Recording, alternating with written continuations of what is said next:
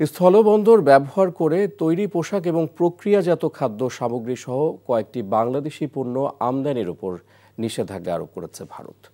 শনিবার এক বিজ্ঞপ্তিতে ভারতীয় কর্তৃপক্ষ জানিয়েছে, বাংলাদেশ থেকে তৈরি পোশাক, ফল, ফলের স্বাদযুক্ত এবং কার্বোনেটেড পানীয়, প্রক্রিয়াজাত খাদ্যদ্রব্য, তুলা এবং সুতার বর্জ্য, প্লাস্টিক এবং পিভিসি তৈরির পণ্য, রঞ্জক, প্লাস্টিকাইজার ও দানাদার এবং কাঠের আসবাবপত্র স্থলবন্দর দিয়ে আমদানি করা যাবে না। এনডিটিভির দাবি, কিছু ভারতীয় পণ্যের ওপর আরোপিত একই ধরনের নিষেধাজ্ঞা আরোপের প্রতিক্রিয়ায় ভারত সরকার শনিবার এই নিষেধাজ্ঞা আরোপ করেছে।